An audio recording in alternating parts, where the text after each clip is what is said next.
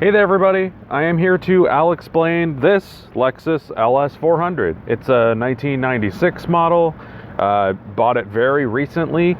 No, the Miata is not gone. This is in addition to that vehicle. Top two reasons I'd say why I bought it were that it is both reliable and comfortable. It's also basically the opposite of a Miata, with it being the oldest car I have bought in my life so far. So I'm gonna give y'all a tour of this thing, where I got it, how I got it, why I got it, and what's been done to it so far. So let's go. Just like last time, I'm gonna take y'all off this tripod and we're gonna start talking about this thing. So if you can see, the exterior is in pretty good shape for a car that's almost 30 years old at this point. Like I said, this is a 1996 model. You know, the typical things you would get with this model: 4-liter V8, 260 pound-feet of torque, 1UZ FE engine, known for its reliability and smoothness. I really like that it has glass headlight housings. I don't know whether you can hear this, but versus that's plastic. So always thought that was pretty dope. These things, I believe, will not yellow. We won't have to deal with that. This does not have the gold badging that some of the other models have, but I really love the two-tone look of this one. The color I really wanted was Imperial Jade, or green, basically, but I don't even know whether the 96 models came in that color. This one was not far from me at all. This vehicle is being used already as a commuting vehicle. So I was dealing with rush hour traffic on the regular, and it did not make sense really to do that in a Miata in bumper to bumper traffic. So I figured that this would be a far more comfortable experience. Big upside also is that the buy-in cost for these things is very low. If you look at the Cars and Bids listing that I will put in the description, I paid under $6,000 for this car. Now, maintenance costs are yet to be fully determined. I will say that it has not been cheap off the bat, but I would say that it's been worth it given the ride quality and comfort experience I've had so far. Looking closer at the interior of this car, it is in really great shape. The sun is not in an ideal place to film this, but the leather is there's no way, I have no idea how this leather lasted for almost 30 years like this. The car did not come with floor mats, so I got some Lloyd all-weathers, put those in there. But even the steering wheel, I would have expected to have like darkness, you know, around the rim here, but that is not the case. The only major, not even major flaw I could find is this triangle-shaped looking thing in the front dash. But other than that, the interior is in pristine condition. Now, this car has almost 170,000 miles on it, which is a baby for an LS400. But, I mean, everything is in really good shape on the inside, which is a big reason why I was okay with paying what I paid for it. Here's the driver's door card. Get a good look at that. It looks like, possibly for many of these vehicles, the rear was practically never used, so it's in great shape as well. I believe for the early second generation was when they started putting cup holders in these things. They are not very big, so I am looking into getting like an extender of some sort for at least the front ones. They were prioritizing ashtrays at that time. One interesting thing about the interior of these cars is that I believe the rear seats were not passed through until a certain year. So, and the reason why is the gas tank apparently takes up some of the space behind the rear seats.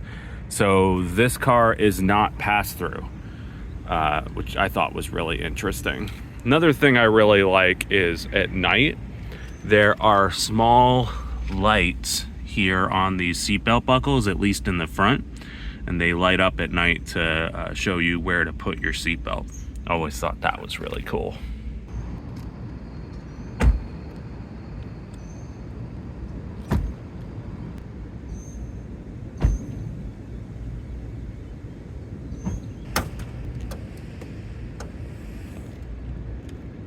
All right, time for mechanicals. So first thing I knew needed to be addressed when I brought this car back was the timing belt. There's the sticker for when we did it, not too long ago. And I believe that it was on the original belt. So that belt seemingly lasted almost 170,000 miles, which is impressive, but not really a good idea to keep running on that. So went ahead and replaced it. It was my first V8 timing belt job, but hey, got it done, and it was done correctly, thankfully. The car runs great, so no issues there. If you can see, the only visible thing really on the entire section I'm going to talk about is this PCV hose and grommet. Those were replaced as part of a valve cover gasket job, which I did on both sides. Seems to be doing fine so far. Put new gaskets, did the half moons and the sealer in between, so that's pretty sick. I did check to see if the power steering fluid reservoir was leaking. I heard that is a thing sometimes and it can knock your alternator out. Thankfully this car is not yet exhibiting that issue. And other couple things I addressed, in order to pass inspection here in Virginia, there were some tow arms back here for suspension on the rear. Basically a tow truck, at least as far as the mechanic I worked with and I can tell, pulled the arms and bent them as part of towing the car. So we went ahead and replaced the arms, and that fixed the problem. All good and able to be aligned correctly. And the tow hook points are further back. So in case this car ever breaks down, which I'm hoping will never happen, that'll be where we can attach so that we don't do that again to the poor little car, even though it's actually huge. So there are also bushings up here in the front suspension, the ones all the way at the front.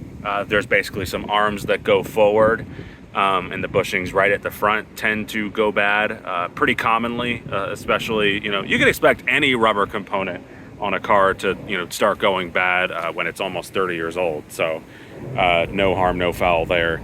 But I know that mine are pretty cracked and loose, so I thankfully have some new ones. And that is my also time to give a disclaimer about this car specifically. Please, do your research when it comes to parts.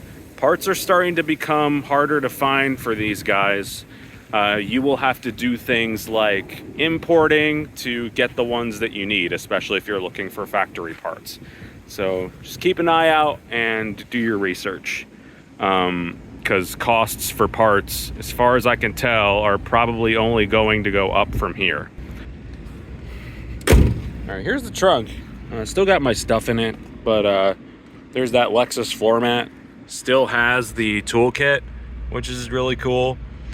And one thing I actually just noticed as I was filming this video is that we may have, I think, a body plug or a drain somewhere that's clogged, because down here it is pretty wet.